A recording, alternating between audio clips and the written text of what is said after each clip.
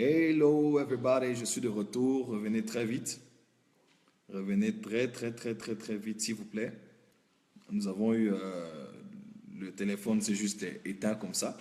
I don't know why. Peut-être que c'est parce que je parle d'Israël. Merci beaucoup. Revenez très nombreux. Nous continuons notre vidéo. Revenez très nombreux. Voilà, des choses intéressantes commencent à se présenter. Revenez très nombreux, s'il vous plaît. Merci. Revenez très nombreux. Je vois ma petite sœur Auréline Tsémé. Que Dieu te bénisse du Canada, là où tu es. Merci beaucoup. Je vois plusieurs serviteurs, servants de Dieu. Revenez, mon fils Adolphe, qui est en Finlande. Il est où encore? Il est en Finlande. En Finlande. Que Dieu te bénisse. Voilà. Bonsoir Ilonga. Dieu te bénisse. Content de te voir en ligne. Bonsoir Célia Frida. Voilà, qui nous aide avec sa chaîne YouTube. Dieu te bénisse. Je n'ai pas de cas à mon fils qui est là. Revenez très nombreux parce que les choses intéressantes vont être dites maintenant. Là, ce n'était que l'introduction. Maintenant, j'entre dans le vif de mon sujet. Nous parlions de l'élection présidentielle USA, perspective prophétique. Que disent les fils d'Issachar?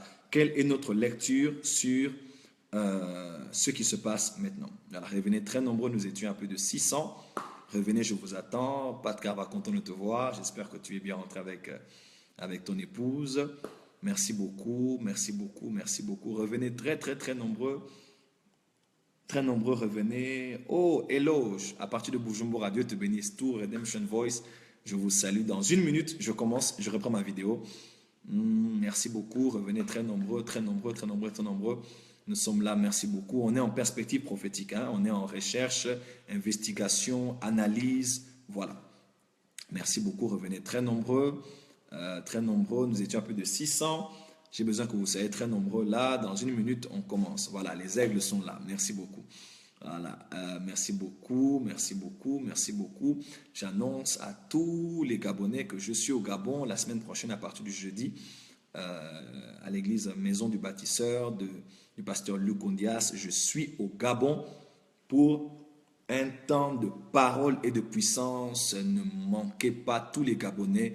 Venez de la Guinée équatoriale, du Cameroun, de la Côte d'Ivoire, de partout. Venez très nombreux. Dieu nous fera grâce. Voilà. Je vais répondre là où je me suis arrêté.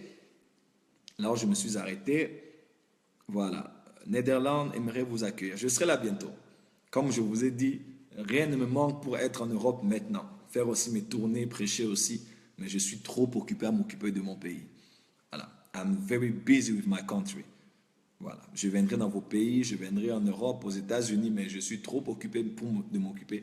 I'm very busy with DRC. I will create my time and I will be there. Don't worry. Voilà. Merci beaucoup. Mon Gabon, je serai au Gabon la semaine prochaine, je suis au Gabon, c'est confirmé. Beaucoup de Gabonais se disent est-ce que le prophète vient ou pas? J'ai déjà mon autorisation d'entrée, j'ai déjà tout ce qu'il faut, tous les documents sont prêts. J'ai déjà mon billet avec celui de ma femme et de mon protocole. Tout est déjà prêt. Donc les Gabonais, je vous rassure ici officiellement que je serai là. Donc ce n'est pas un poisson d'avril. Non, je serai là. Je serai là au Gabon, j'ai mon autorisation d'entrée, le gouvernement m'a accordé de venir, j'ai les bras grandement ouverts, tout le monde m'attend au Gabon. Voilà, j'ai les portes ouvertes jusque dans les plus hautes institutions, je suis accepté, on m'a accepté et on attend que je vienne et le Gabonais croit que Dieu m'a envoyé pour une mission spécifique. Donc priez pour nous, que Dieu nous fasse grâce. Voilà, je vais poser la question, je disais, pourquoi alors Donald Trump est président? Nous avons vu dans Daniel, on a dit, Dieu est celui qui établit et qui renverse les rois. Et si Dieu l'a établi là, que tu le veuilles ou pas, toute autorité établie parmi les hommes vient de Dieu, ne serait-ce pas à cause de son lien avec Israël? Et je l'ai dit ici, qu'il a de grandes décisions qu'il a prises pour Israël. J'aimerais vous lire rapidement certaines de ces décisions ici. Tout ce que Donald Trump a décidé pour Israël. Et là, ça va être chaud. Avant d'entrer dans ça, je disais, Jésus vient d'abord, il revient pour l'enlèvement. Nous serons enlevés au son de la trompette à la voix de l'archange. En un clin d'œil, nous serons tous enlevés. Les morts en Christ vont rester en premier, puis nous allons aller avec lui. Pendant 7 ans, nous serons avec le Seigneur pour fêter. Voilà, là c'est l'enlèvement. Mais à part l'enlèvement, il est très important de savoir que le retour glorieux de Christ aussi aura lieu. C'est-à-dire qu'après avoir été au ciel, nous reviendrons avec Jésus sur la terre. Nous ne reviendrons pas pour l'Église, mais nous reviendrons pour Israël. Il y a une différence entre l'enlèvement et le retour glorieux. Dans l'enlèvement, Jésus revient pour les saints. Dans le retour glorieux, Jésus revient avec les saints. Dans l'enlèvement, Jésus-Christ sera dans les nuées. Dans le retour glorieux, il posera ses pieds sur la montagne des Oliviers. Zacharie chapitre 14, verset 7, 8 et suivant. Merci Saint-Esprit de me rappeler quelque chose. Merci, je t'aime Saint-Esprit. Dans l'enlèvement, sa venue sera invisible. Mais dans le retour glorieux, tout œil le verra, même ceux qui l'ont percé. Dans l'enlèvement, Jésus revient Jésus revient comme l'agneau. Mais dans le retour glorieux, Jésus sera là comme un lion. Voilà. Donc, dans le retour glorieux, nous serons avec Jésus et les anges. Nous viendrons de la gloire pour libérer Israël. Alors, pourquoi Israël? Pourquoi Israël? Que tu le veuilles ou pas, tous les journaux télévisés, tous les jours, on doit parler, lorsqu'on parle du Moyen-Orient, on doit quelque part parler d'Israël. Si tu es chrétien, peut-être que tu ne le sais pas. Dieu aime Israël. Voyez-vous, Jésus est l'époux de l'Église. Mais l'époux du Père, l'épouse de Jésus-Christ, c'est l'Église. Mais l'épouse du Père, c'est Israël. Dieu aime Israël. Et vous devez le savoir, enfants de Dieu, vous devez arrêter avec la doctrine du triomphalisme. C'est-à-dire, ou bien du triomphalisme, c'est-à-dire que l'Église a remplacé Israël. Beaucoup de chrétiens, quand ils lisent la Bible là, ils ne voient même pas Jérusalem, Sion. Non, ils ne voient même pas ça. Eux, ils ne voient que mon mariage, mon voyage. Ça, ce qu'on a dit Jérusalem, ça veut dire que ton Jérusalem, c'est d'abord ta maison. Non. Il y a beaucoup de passages qui n'ont rien à voir avec nous. Enfants de Dieu, ça n'a rien à voir avec toi. Avec ton mariage, ton voyage, ton église, tout ce que tu as là. Ça n'a rien à voir avec toi. Il y a des passages qui n'ont à voir qu'avec Israël. Parce que Dieu n'a pas rejeté Israël. Et nous qui avons cru ici, là, tu n'as même pas le droit de mépriser Israël. Parce que c'est grâce à Israël que tu es sauvé. Tu vois un peu? C'est à cause de leur désobéissance que nous avons eu accès. Et Israël est l'olivier naturel. Nous sommes l'olivier sauvage. Nous sommes greffés. Donc tu n'es que greffé. En fait, Jean chapitre 4, la Bible déclare que le salut vient des Juifs. Le salut vient des Juifs. Vous voyez un peu? Et Dieu n'a pas rejeté Israël. Il a tourné à Israël un peu le dos pour venir vers les nations. Mais il a toujours un plan pour Israël. Et c'est un pays formidable. Israël, ma marraine de mariage, Madame Claude et son mari sont allés en Israël. Ils m'ont raconté des choses extraordinaires. C'est un pays désertique. Il ne fait même pas 1% de la population mondiale. Mais Israël est l'un des pays les plus puissants qu'on a au monde aujourd'hui. Et ça, beaucoup des enfants de Dieu ne le savent pas. Ils sont moins de 1% de la population mondiale, mais ils sont puissants, entourés de plusieurs pays musulmans qui leur veulent la peau, mais qui n'ont jamais pu les détruire parce que l'archange Michael, dont on parle dans Daniel, protège et garde Israël parce qu'il est le défenseur d'Israël. J'ai eu la grâce de prier dans une église centre missionnaire Philadelphie, au bas des pieds du pasteur Roland Dallot, qui avait reçu un fardeau comme ça par an d'avoir 4 types de séminaires. On avait un séminaire de l'adoration, séminaire sur Israël, séminaire de motivation et un autre séminaire, je dois me rappeler. Voilà, peut-être que c'était 3. Et parmi ces séminaires, il y avait le séminaire sur Israël. Et ça, c'était vraiment formidable de voir qu'un pasteur prend le temps d'avoir un séminaire où on parle d'Israël. J'ai grandi dans un milieu où on a donné beaucoup de valeur à Israël. Beaucoup de gens pensent que quand les chrétiens maintenant aiment Israël, ça veut dire qu'ils sont dans la cabale juive. Vous devez arrêter avec ces raisonnements terre à terre. Vous voyez un peu? Celui qui aime Israël, celui qui porte un talit, celui qui va en Israël, n'est pas quelqu'un qui cherche d'abord l'occultisme. Non. Il y a la dimension prophétique de Ruth et Naomi qui est en train de se réaliser. Naomi, elle était juive et Ruth était moabite. Elle était même de peau noire. Les moabites étaient noirs à cette époque-là. Mais elle a dit, ton Dieu sera mon Dieu, ton peuple sera mon peuple. Nous sommes arrivés au temps où les Noirs doivent soutenir Israël, où les Noirs doivent porter main forte à Israël. Et ça, c'est très important. D'ailleurs, le juif Jésus-Christ, allant avec la croix sur le bois, il était un juif. Jésus n'était pas un Congolais, c'est un juif, frère. C'est un juif.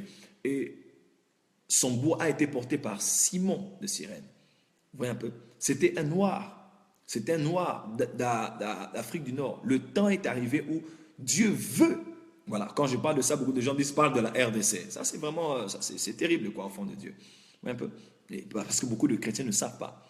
Et nous avons un rôle stratégique, prophétique, de porter le fardeau d'Israël en ce temps de la fin. Et si Donald Trump était vraiment un oint de Dieu, qui était suscité par Dieu pour pouvoir changer les choses, restaurer Israël, fortifier Israël et préparer la voie, pourquoi pas, à ce qui va arriver après l'enlèvement et pourquoi pas aussi avant le retour glorieux de Christ. Écoutez ce que Donald Trump a décidé pour Israël. Je vais vous lire cela. Voici ce qu'il a décidé. Numéro 1. Avec son équipe et ses conseils. C'est-à-dire qu'il y a des conseillers qui ont décidé d'aimer Israël et de soutenir Israël. Numéro 1.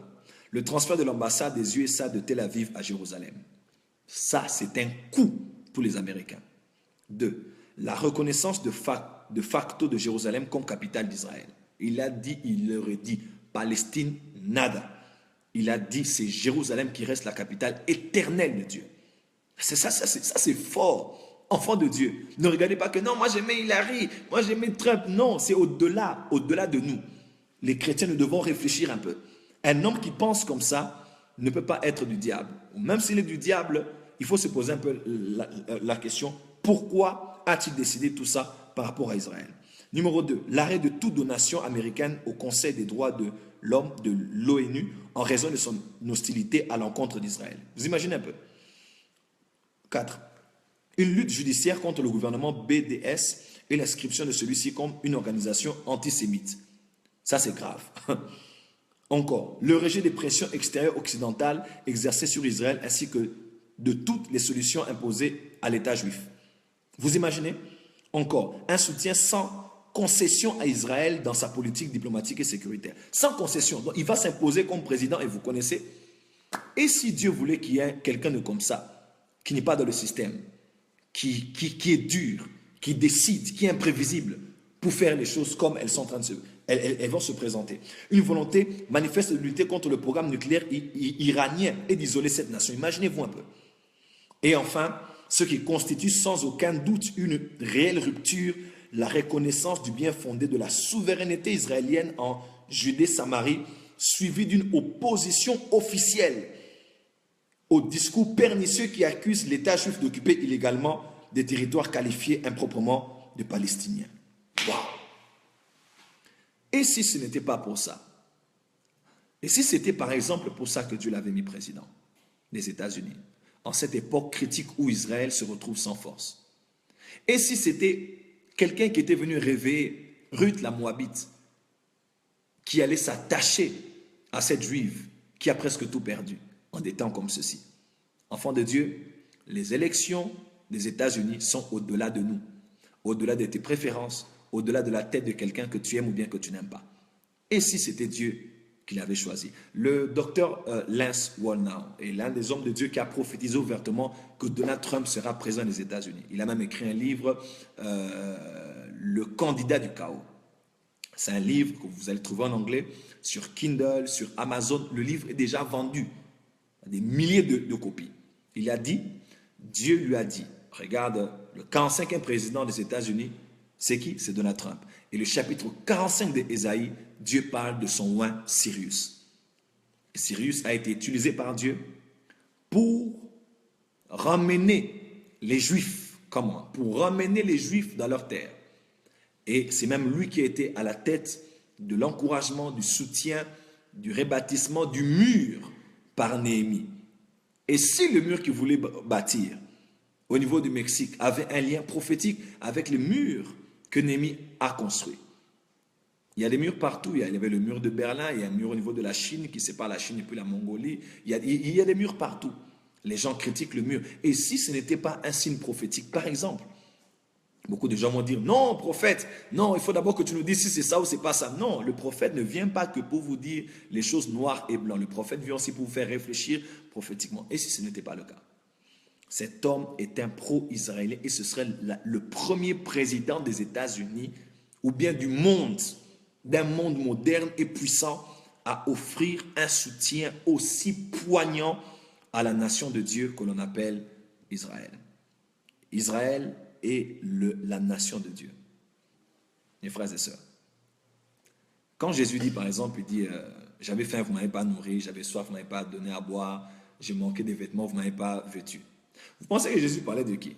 De votre voisin du quartier ou des orphelins de la maison d'en face? Non.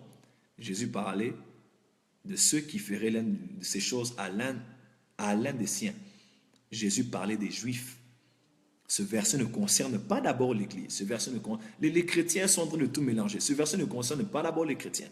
Il dit ceux qui vont aimer les Juifs, aider les Juifs, nourrir les Juifs, vêtir les Juifs. Aujourd'hui, un pasteur comme John Hagee, que vous connaissez aux États-Unis, cet homme de Dieu a dépensé déjà dans sa fondation, dans son organisation, près de 18 millions de dollars pour aider à financer le retour des Juifs sur leur terre. Alors des fois, les chrétiens, nous devons aller au-delà des passions, au-delà des émotions, au-delà des sentiments. Il faut comprendre qu'il y a des choses qui se passent au-delà de votre portée, où Dieu est en train d'aider Israël à pouvoir tenir en ce temps de la fin. Israël est un pays formidable. J'aime Israël, j'aime les Juifs. Tu peux dire tout ce que tu veux dire aujourd'hui, c'est juste incroyable. 0,2 de la population mondiale. 45% des Juifs sont en Israël. Voilà. Tout le reste sont au niveau des États-Unis. Voilà. Au niveau de la culture, ils sont numéro 1. Numéro 1. Tout ce que vous avez comme à Hollywood, ce sont les Juifs. Les fondateurs derrière de Hollywood, ce sont les Juifs. Paramount Pictures, Universal Studios, 21st Century, Fox, Columbia Pictures, sont les Juifs. Dans les entreprises Calvin Klein, Disneyland, Facebook, Larry King, là, que vous connaissez, de CNN, c'est un Juif. Steven Spielberg, c'est un Juif. Roman Abramovich, c'est un Juif. Harrison Ford, qui a tourné, Indiana Jones, c'est un Juif. Levi Strauss, Juif. Kenneth Cole, Juif. Michael Bolton, Juif. Boris Becker, Juif. David Beckham, Juif. Voyez-vous, sans parler de tout ce qu'ils ont déjà eu comme prix Nobel jusqu'à ce jour. Je n'ai pas le temps de vous parler de ça. J'ai tout un enseignement sur ça ici. Vous pouvez être choqués. Dieu est avec les Juifs. Et là, c'est mon aspect, ma lecture prophétique.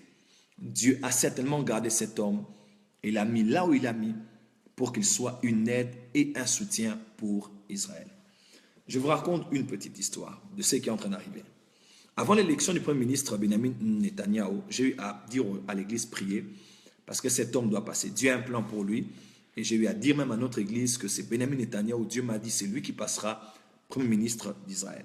Dieu l'a remis là après les années 1900 parce qu'il a un rôle capital qu'il doit jouer. Alors, je vous raconte une petite histoire. Je vais paraphraser, elle ne sera pas totalement parfaite dans les détails, mais ce sera pour vous aider à comprendre les enjeux du temps dans lequel nous nous retrouvons et pourquoi probablement Donald Trump a pu se retrouver au niveau de la présidence avec un cœur aussi amical pour les Juifs. Lors de son premier mandat, Benjamin Netanyahu, dans les années 1900, un homme de Dieu, c'est un Africain, a reçu un message pour Benjamin Netanyahu. Voilà. Il a reçu un message pour Benjamin Netanyahu et Dieu l'a dit, tu vas aller à Dallas. Tu vas à Dallas et tu vas rencontrer quelqu'un qui va t'emmener vers lui. Alors, il est allé à Dallas, il a rencontré quelqu'un, c'était le maire de l'une des villes qui est au niveau de... Voilà, c'était un maire en Israël. Et après qu'il ait rencontré, ce maire... voilà, ce maire... voilà, ce maire... a dit, ok, il n'y a pas de problème, je vais te créer un rendez-vous avec Benjamin Netanyahu, comme ça tu vas le rencontrer. Et il a créé une rencontre, ils se sont vus. Benjamin Netanyahu était là, il était derrière avec Shimon Peres, et ils étaient là ensemble. Et le prophète a commencé à parler, il a dit, non, Dieu t'a choisi Et Dieu a dit, tu ne dois pas négocier par rapport à of the land, de la terre. On ne touchera pas à la terre. Tu dois garder ma terre, tu dois garder mon peuple, tu dois garder ma terre. Et si tu ne le gardes pas, si tu ne le sécurises pas, tu vas quitter le pouvoir. Quelque temps après, quelque chose s'est passé, un problème a eu lieu par les négociations qu'il y a eu avec le président Bill Clinton à l'époque, je pense. Il y a eu des concessions qui ont été faites et ce qui est arrivé est arrivé. Alors, quelque temps après, moins d'une année après, Benjamin Netanyahu, qui n'est plus au pouvoir, il n'est plus au pouvoir, il est là comme un monsieur tout le monde, on n'entendait plus beaucoup parler de lui. Et quelque temps après, maintenant, lors du gouvernement Obama, 42e président président des États-Unis, Barack Obama, il est à la tête et le même prophète revient rencontrer Benjamin Netanyahu. C'était une rencontre aux États-Unis, il était invité et il assistait à un programme qui soutenait les Juifs par les chrétiens. Et ce prophète est allé voir Benjamin Netanyahu et il a dit, Benjamin Netanyahu, Dieu dit, il va te ramener au pouvoir, mais ne commets pas l'erreur que tu avais commise autrefois. Il a dit à Benjamin Netanyahu, il a dit, Dieu te remet au pouvoir afin que tu rétablisses le tabernacle de David. Et je répète, le tabernacle de David. Ça, c'est des choses fortes. Pour ceux qui connaissent la prophétie des nations et d'Israël, ce sont des choses très élevées. Quelque temps après, Benjamin Netanyahu est au pouvoir et plus que jamais, il est décidé de protéger la terre et de continuer à croire et à plaider pour Jérusalem, la capitale éternelle de Dieu en Israël. Et il est au pouvoir et ça se passe. Et le prophète revient maintenant pendant qu'il est au pouvoir. Le prophète vient voir Benjamin Netanyahu avec plusieurs autres prophètes. Il vient voir Benjamin Netanyahu et il lève une photo. Il dit, tout ce pourquoi tu es ici, c'est à cause de ça. C'est la raison pour laquelle tu es ici. Et qu'est-ce qu'il y avait sur la photo? Il y avait le temple, le 3e temple de Jérusalem qui doit être bâti. Il a dit, tu es ici au pouvoir pour ça. Je répète, pour ça. Dans Amos, même au premier concile de l'Église, quand on a commencé à se poser la question, est-ce qu'il faut que les Juifs, voilà, que les chrétiens soient circoncis pour être chrétiens ou pas? Jacques, frère de Jésus, Jacob, a dit ceci. Il a cité ce que Dieu avait dit par Amos. Il allait relever la tente de David, il allait relever le tabernacle de David. Le tabernacle de David signifie beaucoup de choses. Ça signifie la nation d'Israël aussi, parce que en 1945, lorsque la nation d'Israël a été proclamée comme nation démocratique, indépendante, le Shabbat qui a suivi, celui qui avait le droit de pouvoir ouvrir le parchemin est tombé sur un texte. Il était tombé effectivement sur Amos 8, je pense, versets 11 et 12, où on dit que Dieu avait dit qu'il allait relever la tente de David, parce que le tabernacle de David, c'est aussi la nation d'Israël. Donc la nation d'Israël et aussi le tabernacle de David. Dieu a dit qu'il allait le relever. Quand vous lisez après, Dieu dit que, voilà, je vous conseille seulement de lire Amos 8 à partir du verset 11. Voilà, Dieu dit qu'il allait restaurer le tabernacle de David, il allait relever la tente, ses fils et ses filles allaient revenir. Bien, bref, il y avait beaucoup de choses que Dieu a dit à ce sujet. C'est tout simplement incroyable. Je vais lire pour vous Amos 8. Voilà. Amos 8. Non, excusez-moi, Amos 9, à partir du verset 11. C'était 9, 11. Il dit, en ce temps-là, je relèverai de sa chute la maison de David, Sukkot, maison, je réparerai les brèches, j'en dresserai les ruines, je la rebâtirai comme elle était autrefois, afin qu'il possède le reste des dons et de toutes les nations sur lesquelles mon nom a été invoqué, dit l'Éternel, qui accomplira ces choses. Voici vient, dit l'Éternel, où le laboureur suivra de près le moissonneur, et celui qui fout le raisin verset 14, je ramènerai les captifs de mon peuple Israël, ils rebâtiront les villes dévastées et ils habiteront, ils planteront des vignes et en boiront le vin, ils établiront des jardins et en mangeront les fruits. Aujourd'hui, les meilleurs fruits du monde sont en Israël. Je les planterai dans leur pays et ils ne seront plus arrachés du pays que je leur ai donné, dit l'Éternel, ton Dieu. Ça, c'est juste incroyable.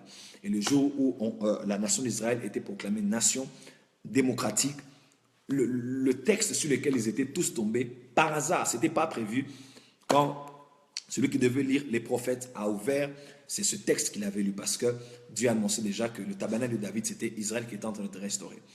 Le tabernacle de David aussi, quand Jacob on a parlé dans Acte 15, il parlait aussi de l'église parce que c'est aussi l'église prophétique. Tous ceux qui arrivent à Israël arrivent aussi à l'église.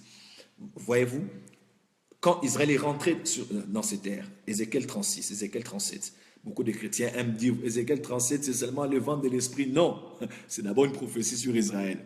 C'est Dieu qui ramène à la vie la nation d'Israël par son esprit et qui fait d'elle une grande armée. Voilà. Beaucoup de chrétiens aiment toujours appliquer des textes d'abord pour l'Église, pour lui, pour son ministère. Le mystère des ossements arrête d'abord. Ce texte est d'abord pour les Juifs. Nous sommes greffés et nous profitons de cela par la révélation et la foi. Dites Amen. Vous voyez un peu? Donc ça, c'est très important. Ce sont des choses à considérer en tant que chrétien. Et voilà. Et le tabernacle de David, c'est aussi l'Église. Et quand Israël est rentré sur ces terres, 1945, nation d'Israël, pendant cette période-là, il y a eu un vent de réveil dans le monde. Il y a eu le réveil de Healing Ministry. Il y a eu les Catherine Kuhlman, les William Marion Branham, les Oral Roberts, les Jack.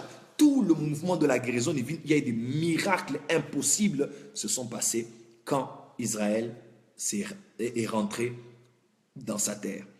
Tout ce qui profite en bien à Israël a des répercussions sur l'Église. Je n'ai pas le temps de vous lire dans Romains. La Bible dit que si leur éloignement à Dieu nous a donné le salut, là je paraphrase Paul, que dirait-on alors de leur rapprochement? Si le fait qu'ils soient partis loin de Dieu, ça nous a mené le salut. Et quand ils vont se rapprocher, ça nous apportera quoi? Je ne fais que paraphraser, je n'ai pas le temps de vous donner ce verset-là. Tout ce qui arrive de bien à Israël arrive de bien à l'Église. Si Donald Trump est vraiment envoyé par Dieu pour jouer un rôle prépondérant pour Israël, ça veut dire qu'il y a quelque chose qui arrive dans l'Église. Parce que c'est le tabernacle de David que Dieu est en train de restaurer. L'église faible, l'église moribonde, l'église divisée, l'église malade, Dieu va envoyer quelque chose de fort quand quelque chose de fort va arriver à Israël. Pourquoi? Parce que Israël est l'horloge de Dieu et le calendrier prophétique de Dieu, nous le lisons en fonction d'Israël. La Bible ne parle pas de l'Europe. La Bible parle du Moyen-Orient. Un peu. La Bible est israélocentrique. La Bible n'est pas centrée sur l'Europe. Voilà. Je n'ai pas le temps de vous parler de l'Antichrist. L'Antichrist ne sortira pas de l'Europe. Là, c'est les chrétiens. Voilà, ça c'est notre sujet. Je vois la parenthèse que je ferme. L'Antichrist ne sortira pas de l'Europe. Voilà. Aucun passage de la Bible ne dit que ce sera l'Europe. Les gens ont pris un seul texte, ils ont pris un autre et ils ont voulu faire dire à la Bible ce que la Bible ne dit pas. Dans tous les jugements du retour glorieux de Christ, le Messie ne juge aucune nation européenne. Aucune. Il ne juge que les pays du Moyen-Orient. Vous lisez beaucoup William Marion Branham? Non, je n'ai jamais lu un seul livre de William Marion Branham. J'ai lu une biographie sur lui. Je n'ai jamais lu une seule brochure de William Marion Branham. Voilà, les chrétiens pensent que quand les gens disent des choses par rapport à la prophétie biblique, ce sont des branhamistes. Non. Les gens pensent que l'Apocalypse est réservé aux branhamistes. Je n'ai jamais lu de toute ma vie une brochure de Branham de début à la fin. Never. Never. Never. Voilà. Arrêtez avec ces complexes parce que le livre d'Apocalypse est déjà déchiffré. Tout le monde peut le lire et le comprendre et l'interpréter. Donc ce n'est pas qu'une histoire de branhamistes, c'est une histoire du christianisme. Gloire à Dieu. Donc voilà. Donc ça, c'est très important ce que je dis. Donc nous devons comprendre les temps dans lesquels nous sommes et les choses qui sont en train de se passer effectivement sur le plan spirituel. Voilà, tu m'as même fait perdre ma fil d'idée par certains commentaires comme ça. Voilà. Mais ce n'est pas grave. Voilà ce que je voulais dire. Et si Dieu alors avait mis effectivement Donald Trump et l'a choisi pour les temps comme ceci, afin de donner un souffle, regardez comment Benjamin Netanyahu est dans la joie. Tous les Juifs sont en train de fêter. Parce qu'ils se disent, on a un allié qui va nous soutenir, nous financer, nous protéger contre les menaces de nos adversaires qui sont autour de nous. Très important. Tu es chrétien, tu dois aimer Israël. Tu es chrétien, tu dois prier pour Israël. Les Juifs sont-ils parfaits? Non. Il y a des Juifs homosexuels, il y a des Juifs francs-maçons, il y a des Juifs de tous les clivages possibles. Il y a des Juifs. Mais notre rôle en tant qu'Église, c'est d'aimer Israël, d'aimer les Juifs et bénir Jérusalem. Déclarer longue vie à Jérusalem. Le temps est arrivé où même l'Église doit prendre de l'argent, doit prendre des biens et aller faire des offrandes en Israël, s'aimer là-bas, donner, financer des projets, encourager les échanges. L'année prochaine, nous aurons la première tour que j'organise, la tour prophétique avec le prophète Joël Francis Tate. On ira en Israël. On mobilisera le monde entier pour aller en Israël. Ce sera à la première moitié de l'année pour une tour très, très prophétique. Pourquoi les Américains aiment autant Israël? En général, ont été toujours pro-Israël parce que le plus grand nombre de Juifs au monde ne sont pas en Israël. Le plus grand nombre de Juifs au monde sont aux États-Unis. Et les États-Unis ont été comme l'Égypte pour les enfants d'Israël. Ça a été comme comme une ville de refuge, comme un lieu que Dieu a permis qu'ils puissent y résider et pouvoir influencer le monde à partir de là. Et ça, c'est très important. Donc, tout ce que je veux dire ici, c'était susciter votre attention sur la personne de Donald Trump ce soir, vous emmener à vous poser la question, pourquoi un tel intérêt pour Israël, une telle amitié avec Israël, un tel soutien pour Israël? Compte tenu des choses qui veulent arriver à Israël, le troisième temple qui doit être construit, le rôle prophétique que Benjamin Netanyahu a à jouer. Pourquoi un homme comme Trump vient au pouvoir en cette saison? Si c'était Hillary, ça n'aurait jamais été possible. Never. Jamais. Mais Dieu est en train de susciter cet homme. Et mon avis personnel, je le crois. Mon avis personnel, I trust that is God chose that men like Cyrus to have a purpose in this end time. La confusion des religieux chrétiens, c'est seulement est-ce que Dieu peut utiliser quelqu'un de comme ça? Dieu a appelé Sirius son oint, son Mashiach. Et cette onction, Dieu la donne même à quelqu'un qui ne le connaît pas profondément. Et contrairement à ce que beaucoup de gens pensent, son vice-président est un chrétien fervent et lui-même a un très grand intérêt pour les choses qui ont attrait à la Bible et à Dieu. Oh non, et les femmes, et ceci. Écoutez-moi, ce sont des choses qui se sont passées, ça fait 11 ans. Je ne suis pas son avocat ici, il n'a pas engagé pour ça. Et même s'il y a des défaillances aujourd'hui, Dieu a ses instruments à lui. Ne jugez pas les gens selon les apparences ou selon une tête que tu n'aimes pas. Pourquoi un tel mépris? Pourquoi un tel dédain des médias? Écoutez-moi, le nouvel ordre mondial, les francs-maçons et le reste ne sont pas d'accord que cet homme-là soit au pouvoir.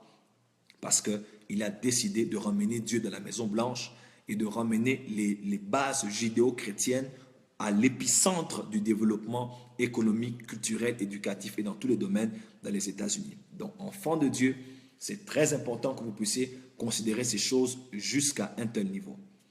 Quand quelqu'un dit Israël, c'est nous le peuple noir. Ça, c'est vraiment, évangéliste Florence, l'évêque, que vous devez vous repentir parce que ce n'est pas biblique ce que vous dites et de tels raisonnements sont vraiment catastrophiques. Voilà. Nous devons grandir enfants de Dieu et aller plus loin de notre manière de voir et de considérer les choses. Voilà, ce soir, ce n'était qu'une perspective prophétique.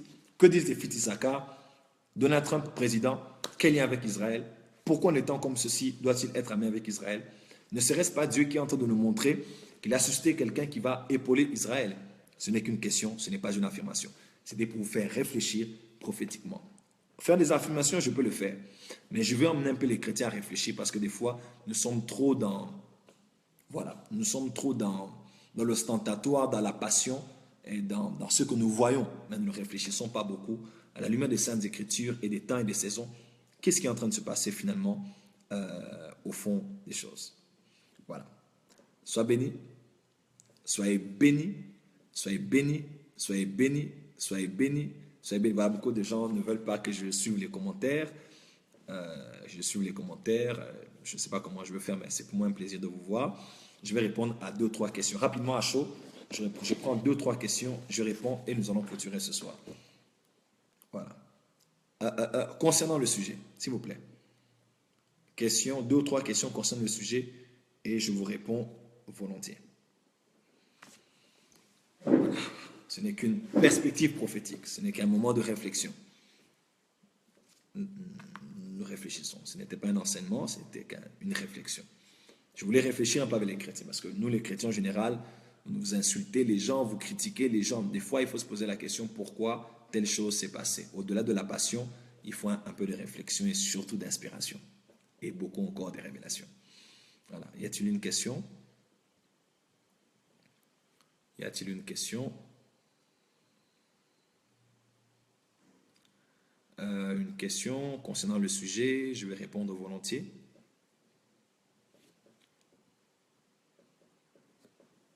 Voilà, que Dieu vous bénisse. À partir d'aujourd'hui, tout ce que je peux dire, comment s'aimer pour Israël. Bon, on va voir, hein, on prépare déjà le voyage pour Israël. Donc, on va s'organiser au temps marqué, on vous dira. Quelqu'un dit Egbagbo alors. Ah, voilà, il est en prison et Dieu ne m'a rien dit à ce sujet. Voilà.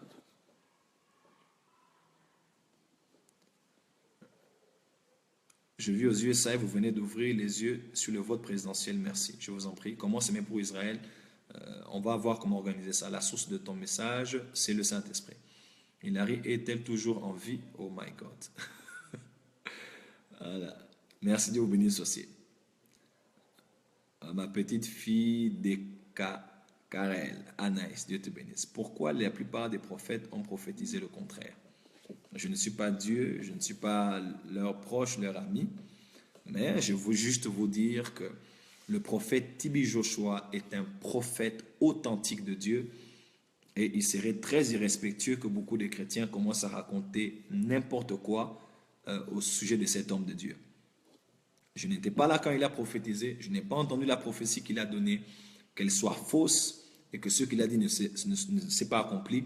Ça ne fait pas de lui un faux prophète. Les chrétiens, souvent, vous êtes très ingrats et les hommes sont bizarres. Barack Obama a eu un mauvais parcours. Les gens se sont plaints, les gens ont raconté n'importe quoi sur Barack Obama. Il est venu au Kenya, il a parlé de l'homosexualité. Maintenant qu'il sort de la Maison Blanche, tout le monde maintenant, c'est le couple glamour, le couple de l'année. Oh, il va nous manquer, c'était le meilleur président des États-Unis, Barack Obama. Vous n'aimez les gens que quand ils ne sont plus là. Vous voyez un peu? Vous n'aimez les gens quand ils ne sont plus là. Vous êtes vraiment très bizarre des fois. Tibi Joshua prophétise des événements comme personne n'a prophétisé sur les événements. Personne. Il a dit des choses vraies qui se sont accomplies dans le monde entier. Et s'il s'est trompé, ou il n'a pas dit comme Dieu voulait qu'il dise, ça ne me concerne pas. C'est un homme de Dieu et nous devons respecter. Arrêtez avec ces publications ironiques, méprisantes, pour parler en mal de Tibi Joshua. Faites un effort d'être poli, s'il vous plaît. Beaucoup de chrétiens ont un problème, excusez-moi, ce n'est pas une insulte, mais d'éducation. Ils insultent les hommes de Dieu, ils parlent n'importe comment aux hommes de Dieu. Si tu as appris à bien parler à ton père, à ta mère, aux parents de tes amis, aux parents de tes amis voisins, tu ne peux pas te permettre de parler n'importe comment à un père de famille et à un homme de Dieu. S'il vous plaît, apprenons à mettre de l'eau dans la bouche et à parler avec respect. C'est un homme de Dieu. S'il a fait l'erreur, il a arrangé avec son Dieu. Je n'étais pas là. Je ne suis pas de son église. Mais Tibi Joshua a déjà prophétisé pour moi. Ça fait quelques années. Il m'a dit d'où je venais. Il m'a dit ce que j'étais. Il m'a dit ce que Dieu ferait avec moi. Il m'a dit ce que Dieu voulait de moi. Donc, c'est fait, c'est fait. Un homme de Dieu peut rater une prophétie, mais ça ne fait pas de lui un faux prophète. N'est-ce pas? Dieu aussi prié pour les malades et ils n'ont pas été guéris. Est-ce que ça veut dire que Dieu a menti dans sa parole ou bien que tu n'as pas l'onction du Saint-Esprit? C'est fait, c'est fait. Mais respectez les hommes de Dieu, s'il vous plaît, qui qu'ils soient, même si tu ne l'aimes pas, apprenez, s'il vous plaît, à pouvoir respecter les gens. Beaucoup de chrétiens, je commence même beaucoup de gens m'ont dit, prophète, tu as enlevé tes publications, pourquoi? Tu avais posté, tu as enlevé. Des fois, les débats, les gens s'invitent sur les Facebook pour insulter des gens, mépriser les gens, c'est vraiment triste. C'est vraiment triste. S'il vous plaît, faisons preuve, honorons même nos familles et l'éducation que nous avons eue en famille sur les réseaux sociaux. Parce que là, c'est vraiment, ça frôle vraiment de l'impolitesse charismatique. Et c'est pas comme ça que l'on procède. C'est pas comme ça que l'on procède. On ne fait pas des choses comme ça.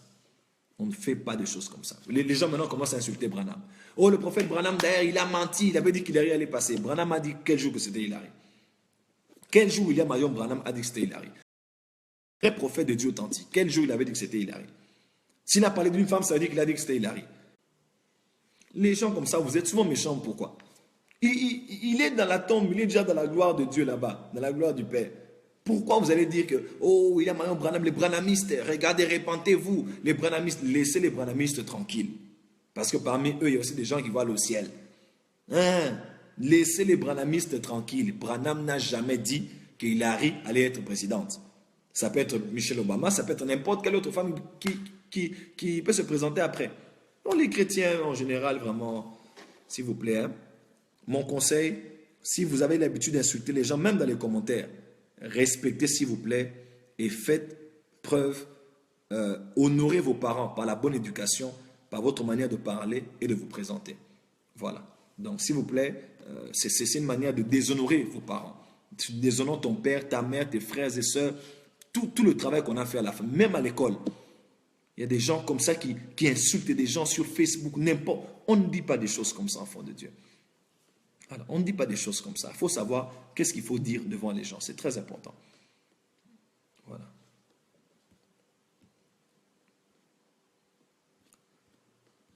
Voilà, enfant de Dieu, je vais...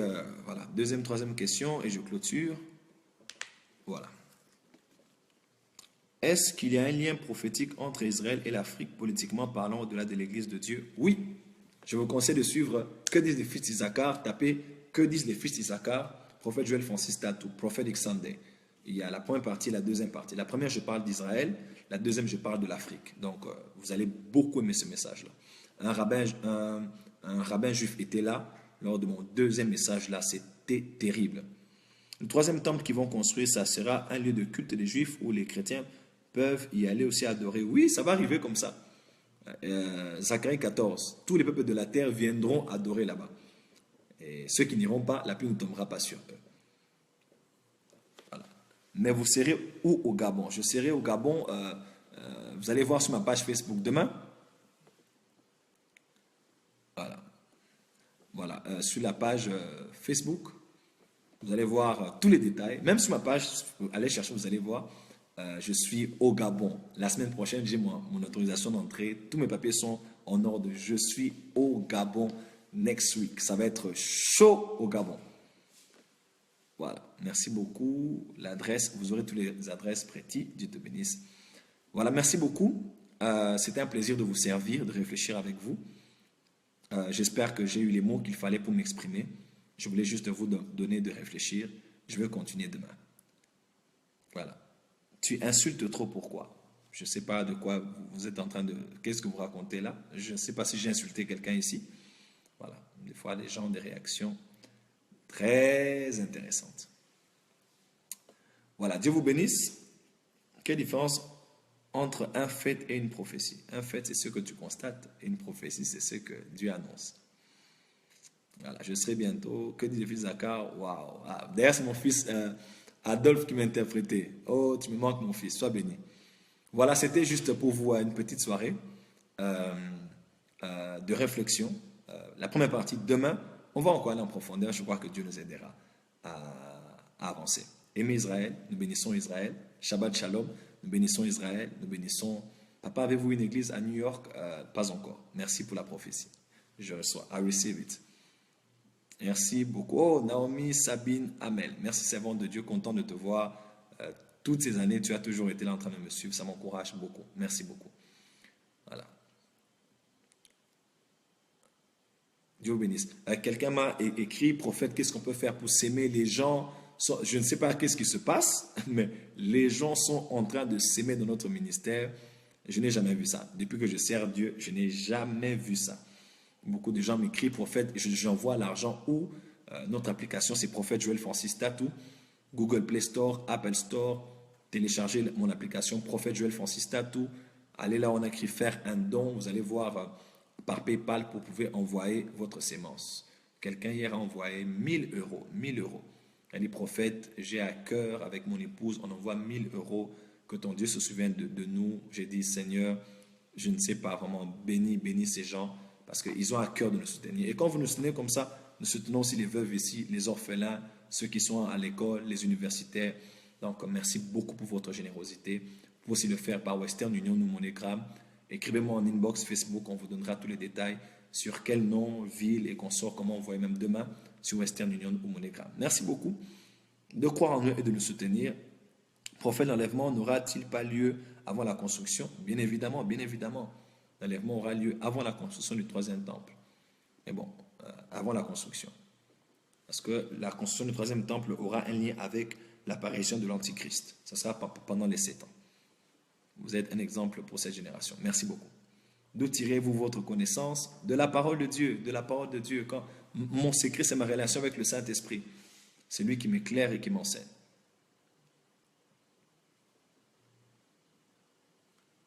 Ok? Voilà. Merci beaucoup. Je vous laisse. Je vous retrouve demain pour une deuxième partie.